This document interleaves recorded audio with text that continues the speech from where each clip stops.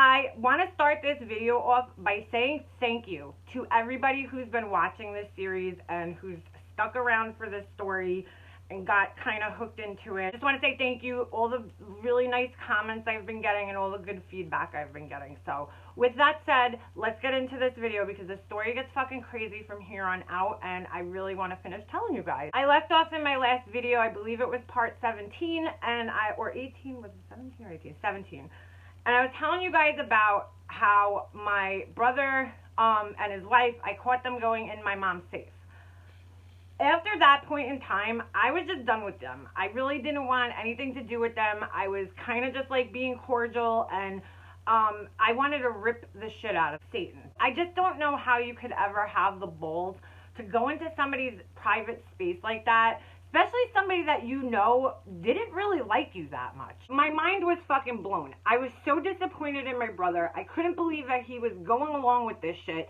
You know, at some point in time, when you're in like those emotionally controlling or abusive types of relationships, whatever you want to call it, you have to take some responsibility for it. My brother at any point in time could have stepped in and said, hey, you know what? This is going a little too far. I'm not comfortable with this. This is my family. This is my mom's privacy. Whatever it is. He never stepped in and he never like controlled the situation. And as you guys are going to see in the next couple of videos, it just got worse and worse and worse. I always personally looked at my brother like he was a genuine good guy. And now I'm looking at him and I'm so disappointed in him. You know, we were raised in the same house by the same parents and we had the same moral values. And it felt to me that my brother just completely lost his moral compass. And, you know, I always looked up to my brother. He's a very, very intelligent person. You know, and he was always a kind of by the book, do the right thing type of guy. And to see him letting somebody control him to the point where he's doing these things, it's just really, it's hard. It's really hard to wrap my mind around it. With that said, let's move on. So, you know, my mom got out of the hospital. So she was there for 28 days. They let her out on August 28th.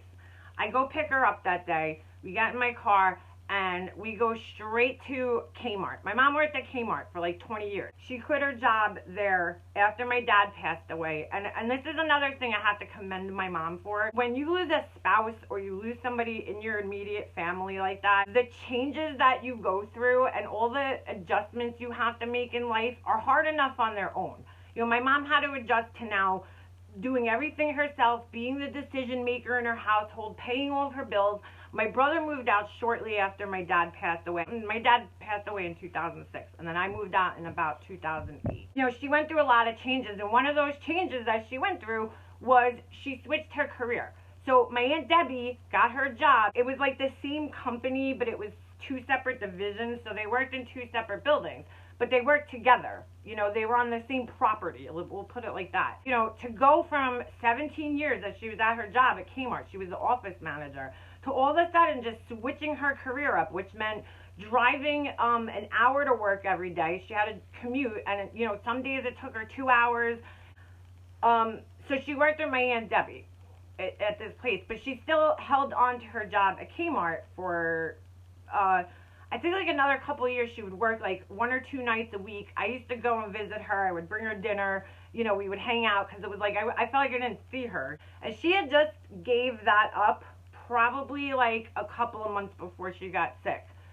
So we went to Kmart, needless to say, and my mom, when we went in there, it was like, Carol, like, she was like Norm in Cheers. Like, everybody knew her at Kmart, you know? She was like Miss Popularity there. Because she picked up her prescriptions from there. We had a whole shitload of prescriptions. She had painkillers and all sorts of shit from the hospital.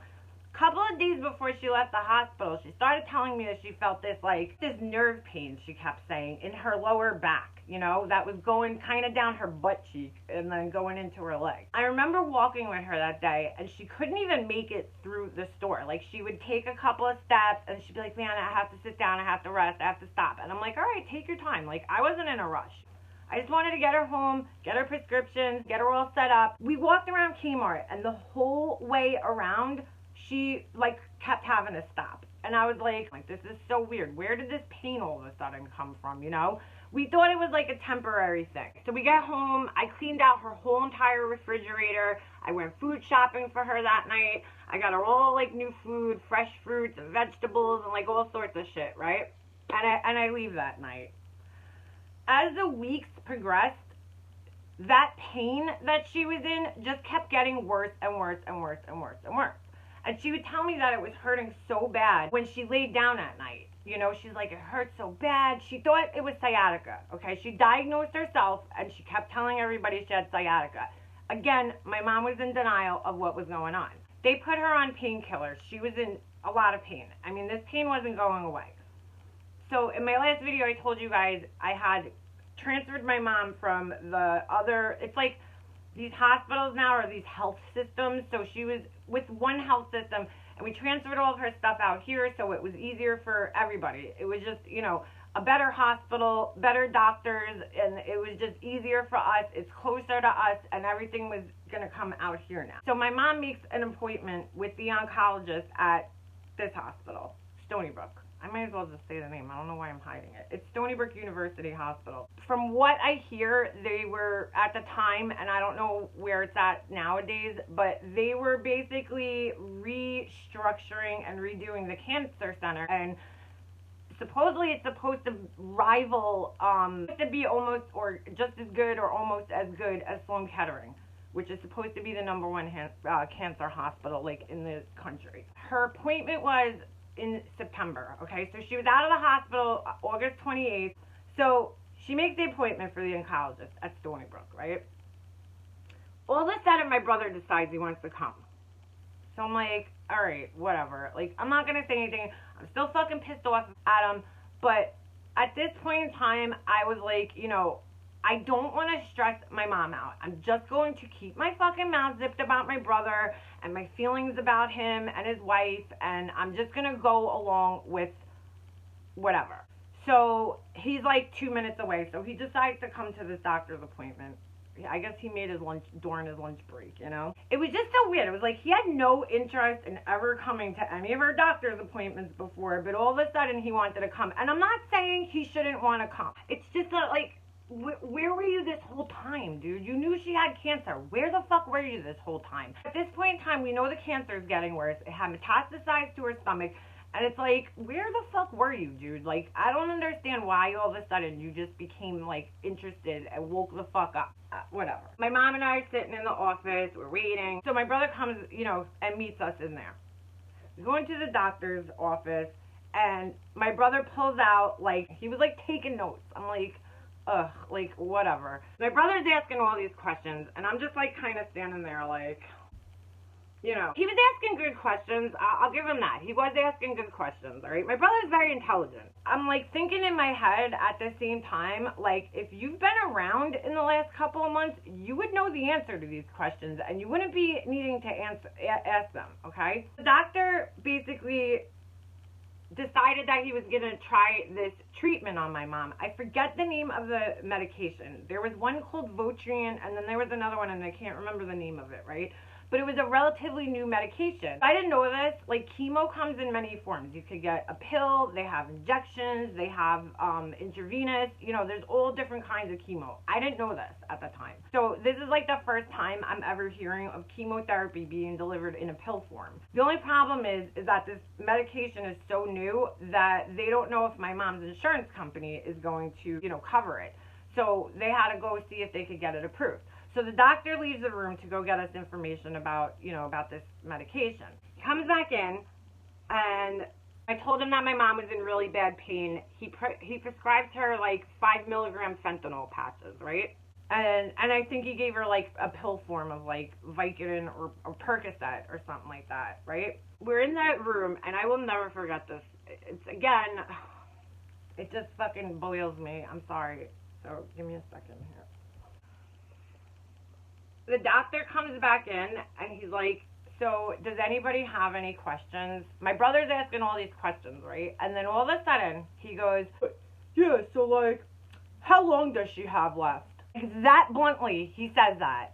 I looked up at my mom and I just see her sitting on like that, you know, the table with the paper. It was like almost like a cartoon. I literally watched her eyes like fucking well up with water. And she just started fucking crying. I was being quiet the whole time. And at that point, I was like, I just went to the doctor. I'm like, please don't answer that. I was like, she does not want to know that. She doesn't want to know. Do you know how hard it was for me to sit there and not turn around and take like one of those depressors and shove it up his ass? I'm like, what is wrong with you, dude? And I also want to tell you, the whole time while he's there, he's looking at his little Apple Watch because I know Satan's probably telling him what to ask. I'm sure she wrote down all the questions that he was asking.